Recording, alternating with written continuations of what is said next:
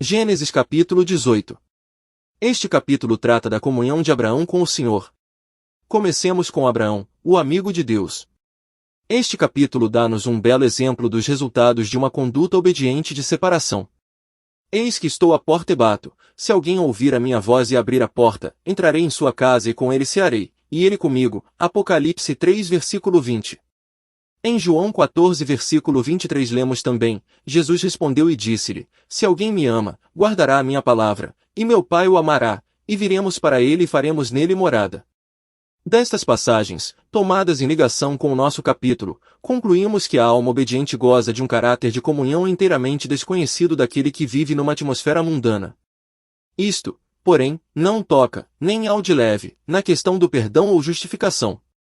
Os crentes são todos vestidos com o mesmo manto imaculado de justiça, todos estão na mesma justificação comum perante Deus. A mesma vida descendo da cabeça no céu corre em todos os membros na terra. Isto é bem claro. A doutrina quanto a estes pontos importantes é estabelecida plenamente na palavra de Deus, e já foi, repetidas vezes, mostrada nas páginas antecedentes deste livro. Contudo, devemos lembrar que justificação é uma coisa, e o seu fruto outra diferente. Ser filho é uma coisa, ser filho obediente é outra muito diferente.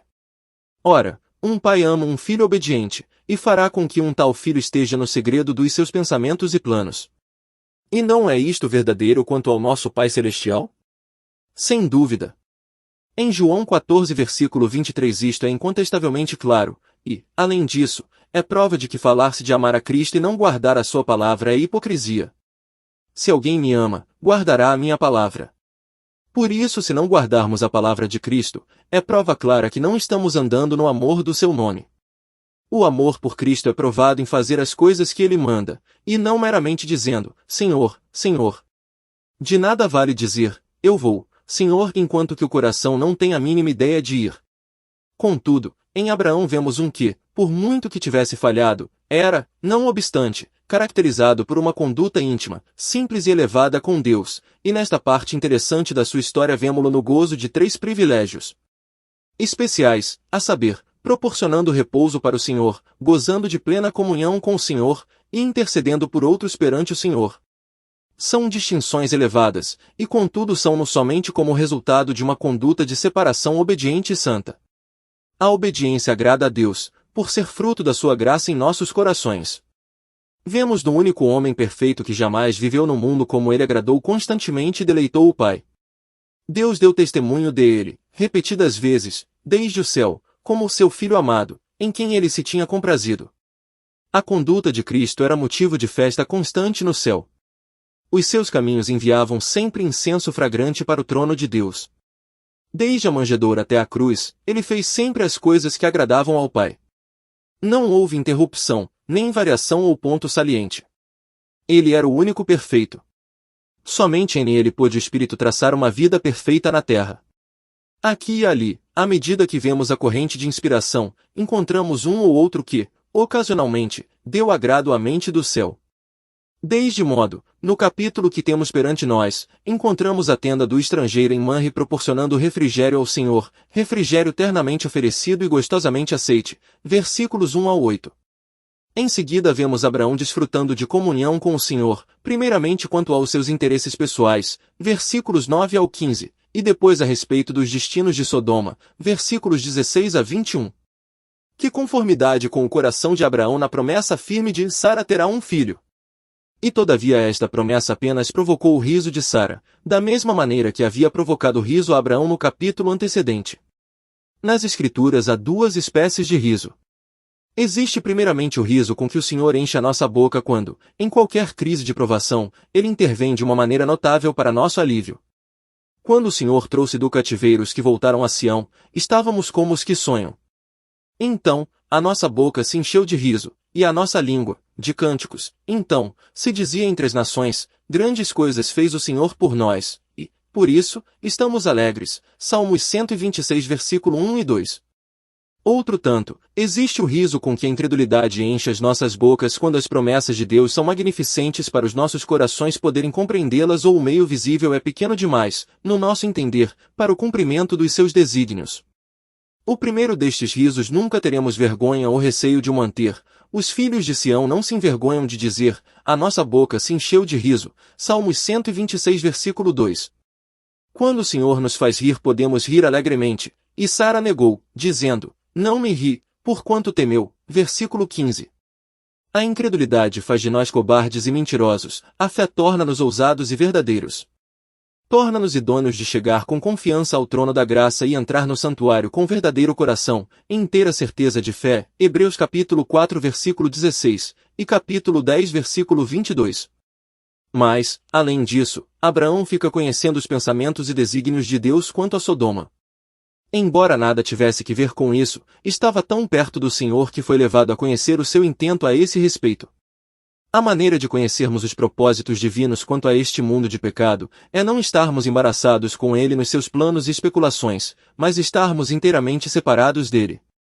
Quanto mais unidos andarmos com Deus, e quanto mais obedientes formos à sua palavra, tanto mais conheceremos os seus pensamentos acerca de tudo. Não precisamos de ler os jornais para sabermos o que vai acontecer no mundo. A palavra de Deus revela-nos tudo o que precisamos saber. Nas suas páginas puras e santificadoras aprendemos tudo quanto ao caráter, o curso e o destino do mundo, ao passo que se procurarmos notícias junto dos homens do mundo podemos esperar que o diabo as use para lançar poeira nos nossos olhos. Se Abraão tivesse ido a Sodoma a fim de obter informações quanto aos fatos ali passados, se tivesse recorrido a alguns dos seus homens mais inteligentes, para saber o que eles pensavam das condições e do futuro de Sodoma, qual teria sido a resposta deles? Indubitavelmente, teriam chamado a sua atenção para os seus sistemas de agricultura e arquitetura e os vastos recursos do país, teriam posto diante dos seus olhos um cenário vasto de compras e vendas, construções, plantações, de alimentação, casamento e contratos de casamento. Sem dúvida, nunca teriam pensado, também, no juízo de Deus, e se alguém tivesse falado nele teriam dado largas ao seu riso infiel. Por isso, é claro que Sodoma não era o lugar próprio para se tomar conhecimento do fim de Sodoma. Não, o lugar onde Abraão estava diante do Senhor representava o único lugar próprio donde se podia contemplar toda a perspectiva. Ali ele podia estar acima das neblinas e névoas que se haviam formado sobre o horizonte de Sodoma. Ali, na tranquilidade e claridade da presença divina, ele podia compreender tudo. E que emprego fez ele do seu conhecimento e da sua elevada posição? Como se ocupou ele na presença do Senhor? A resposta a estas interrogações leva-nos ao terceiro privilégio desfrutado pelo nosso patriarca neste capítulo, a saber, intercessão pelos outros perante o Senhor. Ele pôde interceder por aqueles que estavam embaraçados com a contaminação de Sodoma, e em perigo de serem envolvidos no julgamento de Sodoma. Foi um emprego feliz e santo do seu lugar de aproximação de Deus. Assim é sempre. A alma que pode aproximar-se de Deus, na certeza da fé, tendo o coração e a consciência perfeitamente em descanso, e podendo descansar em Deus quanto ao passado, o presente e o futuro, poderá e quererá interceder pelos outros. O homem que tem toda a armadura de Deus poderá orar por todos os santos. E, ó, que visão isto nos dá da intercessão do nosso sumo sacerdote, que penetrou nos céus! Que repouso infindo ele tem nos desígnios divinos! Com que compreensão de acolhimento ele está assentado no esplendor da majestade nos céus! E com que eficácia ele intercede perante a majestade por aqueles que estão lutando nesta esfera contaminada! Felizes, inefavelmente felizes, aqueles que são os objetos de tal intercessão eficaz, feliz e certa, ao mesmo tempo. Oxalá nós tivéssemos corações para compreenderem tudo isto, corações dilatados pela comunhão pessoal com Deus, para receberem mais da plenitude infinita da sua graça e compreenderem a vantagem de Ele prover todas as suas necessidades. Vemos, nesta Escritura, que, por muito abençoada que pudesse ser a intercessão de Abraão, todavia, era limitada, porque o intercessor era apenas homem. Não alcançava a necessidade. Ainda só mais esta vez falo, disse ele, e acabou, como se tivesse medo de apresentar um saque grande demais na tesouraria da graça infinita, ou se esquecesse que o cheque da fé nunca havia sido recusado no banco de Deus.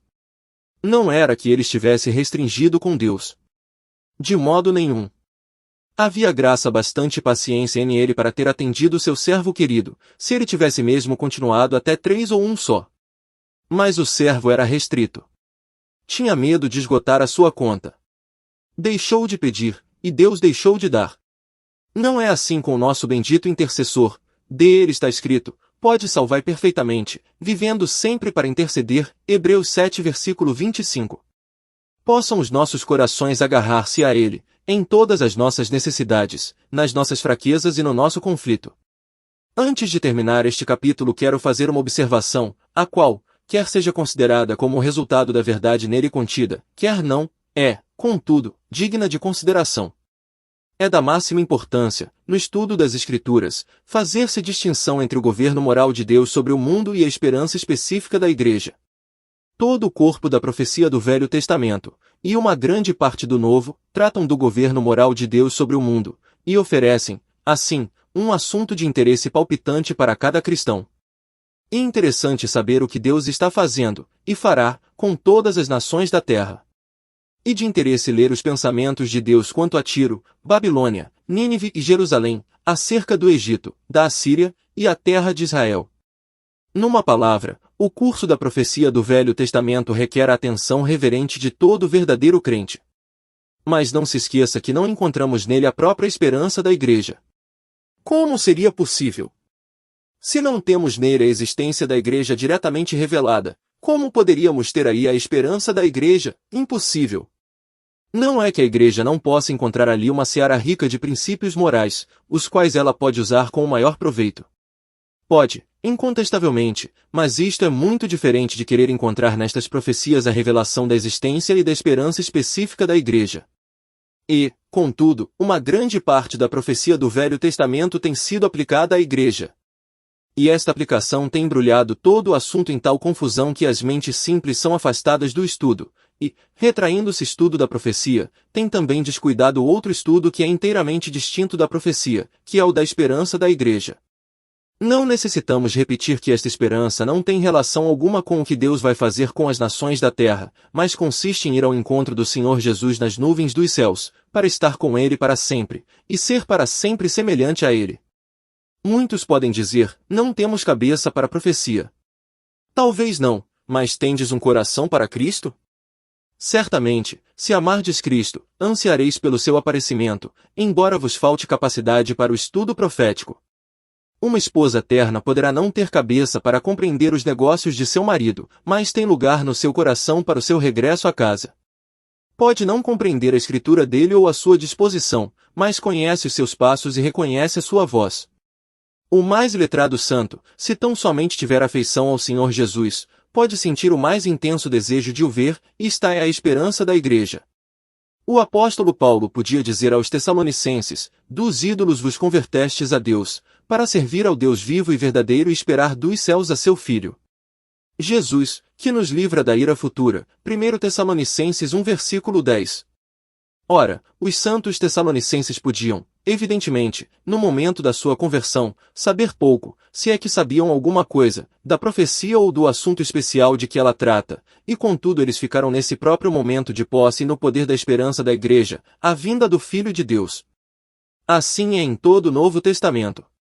Nele, sem dúvida, temos profecia, e nele temos, também, o governo moral de Deus, mas, ao mesmo tempo, inúmeras passagens que podem ser acrescentadas como prova do fato que a esperança dos cristãos, nos tempos apostólicos, a esperança simples, sem impedimento, desembaraçada, era a vinda do noivo.